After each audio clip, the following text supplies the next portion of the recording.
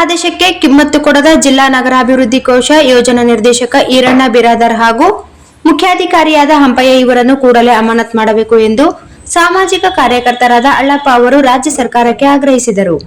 ಅವರಿಂದು ನಗರದ ಸುದ್ದಿಗಾರರೊಂದಿಗೆ ಮಾತನಾಡುತ್ತಾ, ದೇವದುರ್ಗ ಪುರಸಭೆ ವ್ಯಾಪ್ತಿಯಲ್ಲಿ ಬರುವ ಅಮರೇಶ್ ಬಿಲ್ಲದವರ್ ಮನೆಯಿಂದ ಮಿನಿ ವಿಧಾನಸೌಧದವರೆಗೆ 25 ಅಡಿ ರಸ್ತೆ ಅಗಲೀಕರಣ ಮಾಡಲು ದಿನಾಂಕ ನವೆಂಬರ್ 20, 2010ರಲ್ಲಿ ಪುರಸಭೆ ಕಾರ್ಯಾಲಯದಲ್ಲಿ ಅಧ್ಯಕ್ಷರಾದ ಲೋಕಮ್ಮ ಅಮರನಗೌಡ ಅವರ ನೇತೃತ್ವದಲ್ಲಿ ಸಭೆಯಲ್ಲಿ ತೀರ್ಮಾನಿಸಲಾಗಿದೆ.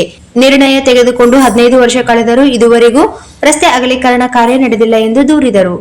ಅಧಿಕಾರಿಗಳು ಸಂಪೂರ್ಣ ನಿರ್ಲಕ್ಷ್ಯ ವಹಿಸಿದ್ದಾರೆ ಎಂದು ಅಸಮಾಧಾನ ವ್ಯಕ್ತಪಡಿಸಿದರು.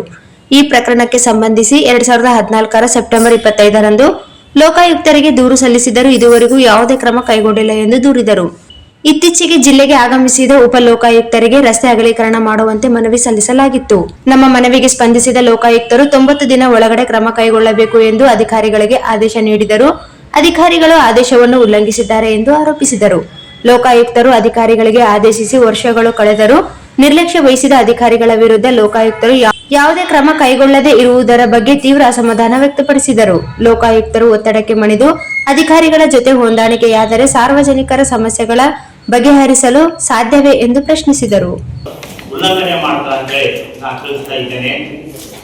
ದಿನಾಂಕ 20/11/2010 ಪುರಸಭೆ ಕಾರ್ಯಾಲಯದಲ್ಲಿ ಇಂದಿನ ಅಧ್ಯಕ್ಷರು, ತಹಶೀಲ್ದಾರರು ಮತ್ತು ಚುನಾಯಿತ ಸದಸ್ಯರೆಲ್ಲರೂ ಕೂಡಿ ಒಂದು ನಿರ್ಣಯ ಕೈಗೊಂಡರು. ಡಾಕ್ಟರ್ ಅಂಬೇಡ್ಕರ್ ಸಾಹೇಬರು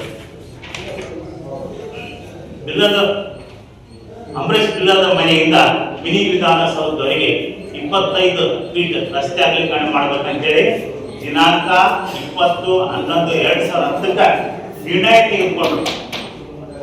ಈ ನಿರ್ಣಯ ತೆಗೆದುಕೊಂಡ ಮೇಲೆ ಈ ರಸ್ತೆ ಅಗಲೀಕರಣ ಮಾಡಲಿಲ್ಲ.